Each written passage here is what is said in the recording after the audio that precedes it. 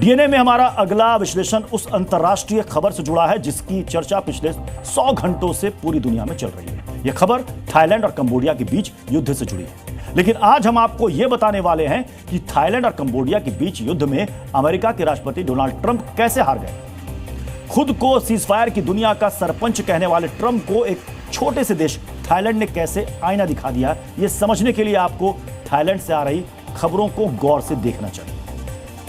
Thailand और Cambodia के बीच युद्ध जारी है और इसी युद्ध को लेकर 25 जुलाई को डोनाल्ड ट्रंप ने एक बयान दिया था। ट्रंप ने कहा था कि वो थाईलैंड और कंबोडिया के बीच युद्ध विराम कराने की कोशिश कर रहे हैं, लेकिन थाईलैंड ने कंबोडिया के साथ बातचीत में तीसरे देश की मौजूदगी या मध्यस्थता से इनकार कर दिया है।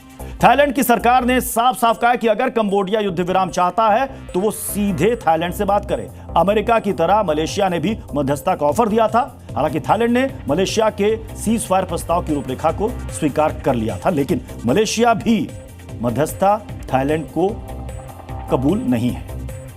यह पहली बार नहीं जब दुनिया के सरपंच बनने की कोशिश करने वाले डोनाल्ड ट्रंप को खरी खरी सुननी पड़ी है। भारत के ऑपरेशन सिंदूर को लेकर भी ट्रंप ने कहा था कि उन्होंने पाकिस्तान और भारत के बीच सीज फायर करा दिया। ट्रंप के इस दावे को भारत ने खारिज कर दिया था। ट्रंप ने यह भी दावा किया था कि यूक्रेन और रूस के बीच वो युद्ध विराम करा देंगे, लेकिन 3 साल से यूक्रेन का युद्ध भी लगातार जारी है। और अब थाईलैंड ने बता दिया है कि कंबोडिया के साथ युद्ध या युद्ध विराम दोनों थाईलैंड की शर्तों पर ही होगा। पूर्वी एशिया में चल रहा यह सैन्य संग्राम आज किस दिशा में मुड़ा है, ये विश्लेषण समझने के लिए आपको डीएनए की वॉर रिपोर्ट गौर से देखनी चाहिए।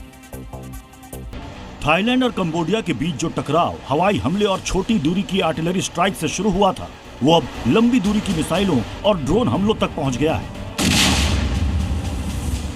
लगातार 4 दिन से चल रहे इस युद्ध की वजह से अब तक 32 लोगों की मौत हो चुकी है और 130 लोग घायल हो चुके हैं।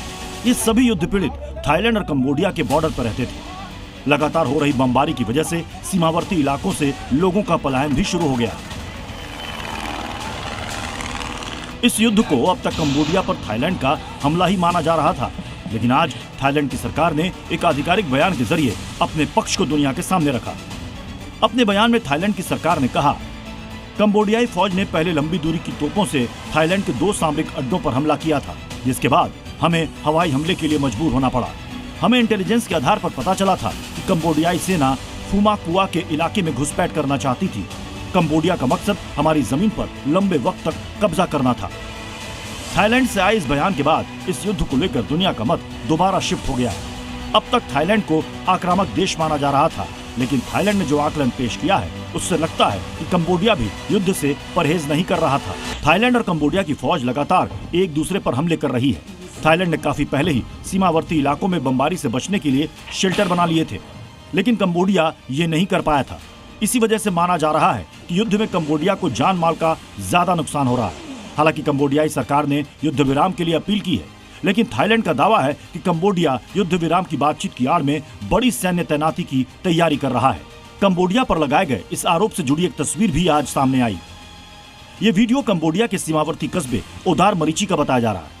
वीडियो में कंबोडिया सेना के ट्रक और भारी वाहन थाईलैंड बॉर्डर की तरफ जाते नजर आते हैं। कुछ गाड़ियों पर तिरपाल लगाया गया है, जिससे ये संकेत मिलते हैं कि थाईलैंड टैंक और भारी तोपखाने की तैनाती कर रहा है। अगर वाकई आरोपों के मुताबिक कंबोडिया बड़ी सैन्य तैनाती कर रहा है, तो ये तैयारी टकराव को युद्ध में बदल सकती है, जिससे ये संकेत मिलते हैं कि थाईलैंड की सीमा पर टैंक और भारी तोपखाने की तैनाती हो रही है। अगर वाकई आरोपों के मुताबिक कंबोडिया बड़ी सैन्य तैनाती कर रहा है, तो ये तैयारी टकराव को युद्ध में बदल सकती है। दूसरी तरफ कंबोडिया का दावा है कि थाईलैंड ने अपनी नौसेना को कंबोडियाई समुद्री इलाके के नजदीक तैनात कर दिया है। कंबोडियाई दावों में कहा जा रहा है कि थाईलैंड की नौसेना के 8 जहाज कंबोडिया की समुद्री सीमा के नजदीक पहुंच चुके हैं। दोनों तरफ से आरोपों और दावों का यह सिलसिला बताता है कि दोनों ही देश पीछे हटने को राजी नहीं है। राहत की बात सिर्फ इतनी है कि थाईलैंड ने कंबोडिया के साथ द्विपक्षीय बातचीत का बयान देकर युद्ध विराम का रास्ता पूरी तरह बंद नहीं किया है। थाईलैंड ने द्विपक्षीय वार्ता के जरिए युद्ध विराम की पेशकश की है, लेकिन क्या कंबोडिया ऐसे प्रस्ताव को मानेगा? ये सवाल उठने की वजह है वो हिंदू मंदिर जिसको लेकर थाईलैंड और कंबोडिया के बीच विवाद है।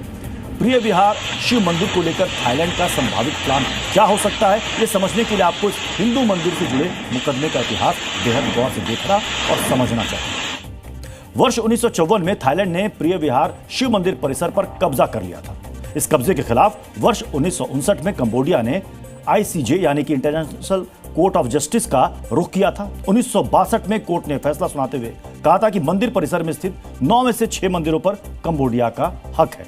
यह फैसला आने के बाद थाईलैंड ने परिसर के नजदीक रहने वाले कंबोडियाई नागरिकों को भगा दिया था, जिसके बाद से मंदिर परिसर पर थाईलैंड का ही कब्जा है। वर्ष 2008 में इस कब्जे की वजह से कंबोडिया और थाईलैंड के बीच एक छोटा टकराव भी हुआ था। वर्ष 2008 से अब तक काफी कुछ बदल चुका है। सामरिक पहलुओं के लिहाज से देखें तो आज कंबोडिया से थाईलैंड कहीं गुना ज्यादा ताकतवर है और इसी वजह से यह माना जा रहा है कि युद्ध विराम की शर्तों में थाईलैंड प्रिय विहार शिव मंदिर पर अपने कब्जे को मान्यता देने की भी बात रखेगा।